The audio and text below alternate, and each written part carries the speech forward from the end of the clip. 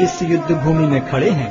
हे मधुसूदन, जब गुरुजन, पितृगण, पुत्रगण, पितामह, मामा, ससुर, पौत्रगण, साले तथा अन्य सारे संबंधी अपना अपना धन एवं प्राण देने के लिए तत्पर हैं और मेरे समक्ष खड़े हैं, तो फिर मैं इन सब को क्यों मारना चाहूंगा, भले ही वे मुझे क्यों न मार डालें। हे जीवों के पालक, मैं इन सबों से लड़ने को तैयार नहीं, भले ही बदले में मुझे तीनों लोग क्यों न मिलते हों। इस पृथ्वी की तो बात ही छोड़ दें। भला धृतराष्ट्र के पुत्रों को मारकर हमें कौन सी प्रसन्नता मिलेगी। यदि हम ऐसे आतताइयों का वध करते हैं तो हम पर पाप चढ़ेगा। अतः यह उचित नहीं होगा कि हम धृतराष्ट्र के पुत्रों तथा उनके मित्रों का वध करें। हे लक्ष्मीपति कृष्ण, इससे हमें क्या लाभ होगा और अपने ही कुटुंबियों को मारकर हम किस प्रकार सुखी हो सकते हैं। हे जनार्दन, यद्यपि लोक से अभिभूत चित्त वाले ये लोग अपने परिवार को मारने या अपने मित्रों से द्रोह करने में कोई दोष नहीं देखते, किंतु हम लोग जो परिवार के विनष्ट करने में अपराध देख सकते हैं, ऐसे पाप कर्मों में क्यों प्रवृत्त हों। कुल का नाश होने पर सनातन कुल परंपरा नष्ट हो जाती है और इस तरह शेष कुल भी अधर्म में प्रवृत्त हो जाता है। हे कृष्ण, जब कुल में अधर्म प्रमुख हो जाता है तो कुल की स्त्रियां दूषित हो जाती हैं और स्त्रीत्व के पतन से हे वृष्णिवंशी अवांछित संतानें उत्पन्न होती हैं। अवांछित संतानों की वृद्धि से निश्चय ही परिवार के लिए तथा पारिवारिक परंपरा को विनष्ट करने वालों के लिए नारकीय जीवन उत्पन्न होता है। ऐसे पतित कुलों के पुरखे गिर जाते हैं, क्योंकि उन्हें जल तथा पिंडदान देने की क्रियाएं समाप्त हो जाती हैं। जो लोग कुल परंपरा को विनष्ट करते हैं और इस तरह अवांछित संतानों को जन्म देते हैं, उनके दुष्कर्मों से समस्त प्रकार की सामुदायिक योजनाएं तथा पारिवारिक कल्याण कार्य विनष्ट हो जाते हैं। हे प्रजापालक कृष्ण, मैंने गुरु परंपरा से सुना है कि जो लोग कुल धर्म का विनाश करते हैं वे सदैव नरक में वास करते हैं। ओहो, कितने आश्चर्य की बात है कि हम सब जघन्य पाप कर्म करने के लिए उद्यत हो रहे हैं। राज्य सुख भोगने की इच्छा से प्रेरित होकर हम अपने ही संबंधियों को मारने पर तुले हैं। यदि शस्त्रधारी धृतराष्ट्र के पुत्र मुझ निहत्थे तथा रणभूमि में प्रतिरोध न करने वाले को मारें तो यह मेरे लिए श्रेयस्कर होगा। संजय ने कहा, युद्ध भूमि में इस प्रकार कहकर अर्जुन ने अपना धनुष तथा बाण एक ओर रख दिया और शोक संतप्त चित्त से रथ के आसन पर बैठ गया।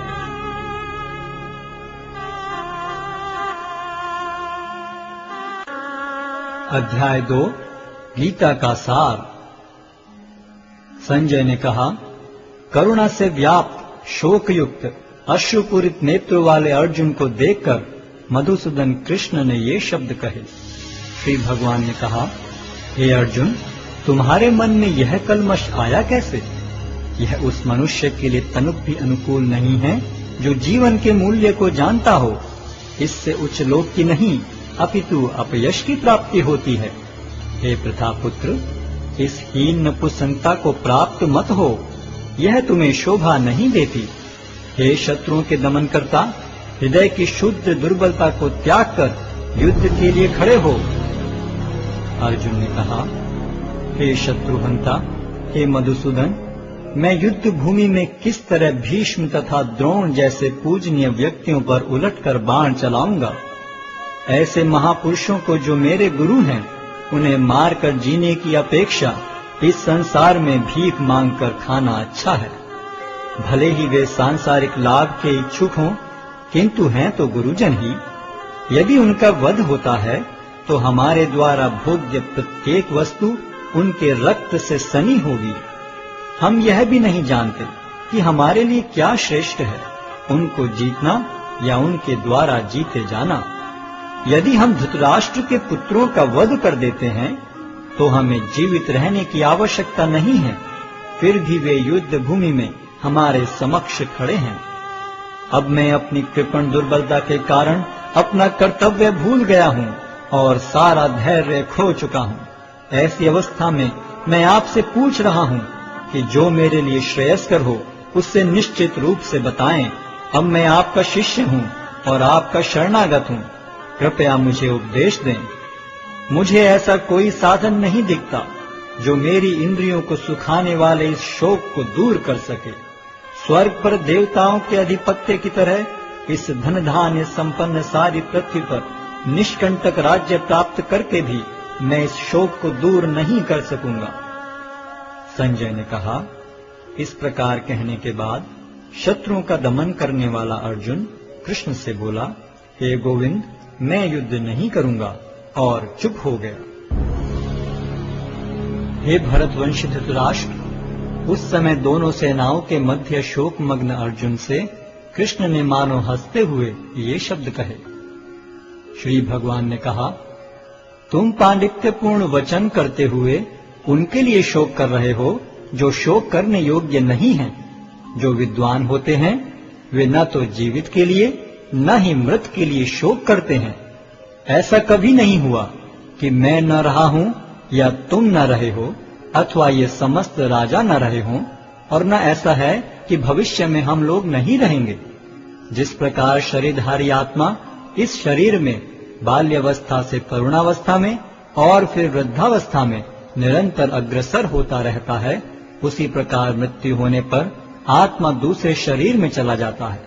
धीर व्यक्ति ऐसे परिवर्तन से मोह को प्राप्त नहीं होता। हे कुंती पुत्र, सुख तथा दुख का क्षणिक उदय तथा कालक्रम में उनका अंतर्धान होना सर्दी तथा गर्मी की ऋतुओं के आने जाने के समान है। हे भरतवंशी, वे इंद्रिय बोध से उत्पन्न होते हैं और मनुष्य को चाहिए कि अविचल भाव से उनको सहन करना सीखे। हे पुरुष श्रेष्ठ अर्जुन, जो पुरुष सुख तथा दुख में विचलित नहीं होता और इन दोनों में संभाव रखता है, वह निश्चित रूप से मुक्ति के योग्य है। तत्वदर्शियों ने यह निष्कर्ष निकाला है कि असत का तो कोई चिरस्थायित्व नहीं है, किंतु सत अपरिवर्तनीय रहता है। उन्होंने इन दोनों की प्रकृति के अध्ययन द्वारा यह निष्कर्ष निकाला है। जो सारे शरीर में व्याप्त है उसे ही तुम अविनाशी समझो। उस अव्यय आत्मा को नष्ट करने में कोई भी समर्थ नहीं है। अविनाशी, अप्रमेय तथा शाश्वत जीव के भौतिक शरीर का अंत अवश्यम भावी है। अतः हे भरतवंशी, युद्ध करो। जो इस जीवात्मा को मारने वाला समझता है तथा जो इसे मरा हुआ समझता है, वे दोनों ही अज्ञानी हैं, क्योंकि आत्मा न तो मरता है और न मारा जाता है। आत्मा के लिए किसी भी काल में न तो जन्म है न मृत्यु। वह न तो कभी जन्मा है, न जन्म लेता है और न जन्म लेगा। वह अजन्मा, नित्य, शाश्वत तथा पुरातन है। शरीर के मारे जाने पर वह मारा नहीं जाता। हे पार्थ, जो व्यक्ति यह जानता है कि आत्मा अविनाशी, अजन्मा, शाश्वत तथा अव्यय है, वह भला किसी को कैसे मार सकता है या मरवा सकता है। जिस प्रकार मनुष्य पुराने वस्त्रों का त्याग कर नए वस्त्र धारण करता है, उसी प्रकार आत्मा पुराने तथा व्यर्थ के शरीरों को त्याग कर नवीन भौतिक शरीर धारण करता है।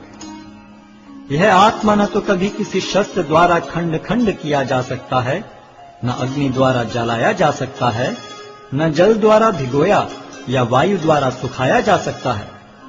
यह आत्मा अखंडित तथा अघुलनशील है। इसे न तो जलाया जा सकता है न ही सुखाया जा सकता है। यह शाश्वत, सर्वव्यापी, अविकारी, स्थिर तथा सदैव एक सा रहने वाला है। यह आत्मा अव्यक्त, अकल्पनीय तथा अपरिवर्तनीय कहा जाता है। यह जानकर तुम्हें शरीर के लिए शोक नहीं करना चाहिए। किंतु यदि तुम यह सोचते हो कि आत्मा अथवा जीवन का लक्षण सदा जन्म लेता है तथा सदा मरता है, तो भी हे महाबाहु, तुम्हारे शोक करने का कोई कारण नहीं है। जिसने जन्म लिया है उसकी मृत्यु निश्चित है और मृत्यु के पश्चात पुनर्जन्म भी निश्चित है। अतः अपने अपरिहार्य कर्तव्य पालन में तुम्हें शोक नहीं करना चाहिए। सारे जीव प्रारंभ में अव्यक्त रहते हैं, मध्य अवस्था में व्यक्त होते हैं और विनष्ट होने पर पुनः अव्यक्त हो जाते हैं। अतः शोक करने की क्या आवश्यकता है। कोई आत्मा को आश्चर्य से देखता है, कोई इसे आश्चर्य की तरह बताता है तथा कोई इसे आश्चर्य की तरह सुनता है, किंतु कोई कोई इसके विषय में सुनकर भी कुछ नहीं समझ पाते। हे भरतवंशी, शरीर में रहने वाले का कभी भी वध नहीं किया जा सकता, अतः तुम्हें किसी भी जीव के लिए शोक करने की आवश्यकता नहीं है। क्षत्रिय होने के नाते अपने विशिष्ट धर्म का विचार करते हुए तुम्हें जानना चाहिए कि धर्म के लिए युद्ध करने से बढ़कर तुम्हारे लिए अन्य कोई कार्य नहीं है, अतः तुम्हें संकोच करने की कोई आवश्यकता नहीं है। हे पार्थ, वे क्षत्रिय सुखी हैं जिन्हें ऐसे युद्ध के अवसर अपने आप प्राप्त होते हैं, जिससे उनके लिए स्वर्ग लोक के द्वार खुल जाते हैं। किंतु यदि तुम युद्ध करने के स्वधर्म को संपन्न नहीं करते, तो तुम्हें निश्चित रूप से अपने कर्तव्य की उपेक्षा करने का पाप लगेगा और तुम योद्धा के रूप में भी अपना यश खो दोगे। लोग सदैव तुम्हारे अपयश का वर्णन करेंगे और सम्मानित व्यक्ति के लिए अपयश तो मृत्यु से भी बढ़कर है। जिन जिन महान योद्धाओं ने तुम्हारे नाम तथा यश को सम्मान दिया है, वे सोचेंगे कि तुमने डर के मारे युद्ध भूमि छोड़ दी है और इस तरह वे तुम्हें तुच्छ मानेंगे। तुम्हारे शत्रु अनेक प्रकार के कटु शब्दों से तुम्हारा वर्णन करेंगे और तुम्हारी सामर्थ्य का उपहास करेंगे। तुम्हारे लिए इससे दुखदाई और क्या हो सकता है? हे कुंती पुत्र, तुम यदि युद्ध में मारे जाओगे तो स्वर्ग प्राप्त करोगे, या यदि तुम जीत जाओगे तो पृथ्वी के साम्राज्य का भोग करोगे। अतः दृढ़ संकल्प करके खड़े हो और युद्ध करो। तुम सुख या दुख, हानि या लाभ, विजय या पराजय का विचार किए बिना युद्ध के लिए युद्ध करो। ऐसा करने पर तुम्हें कोई पाप नहीं लगेगा।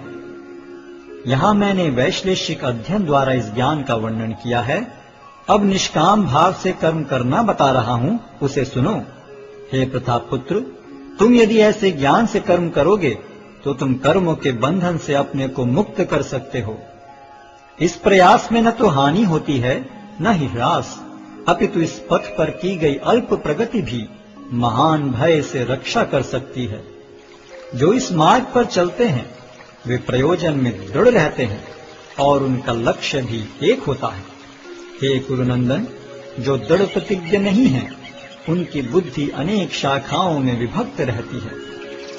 अल्पज्ञानी मनुष्य वेदों के उन अलंकारिक शब्दों के प्रति अत्यधिक आसक्त रहते हैं जो स्वर्ग की प्राप्ति, अच्छे जन्म, शक्ति इत्यादि के लिए विविध सकाम कर्म करने की संस्तुति करते हैं।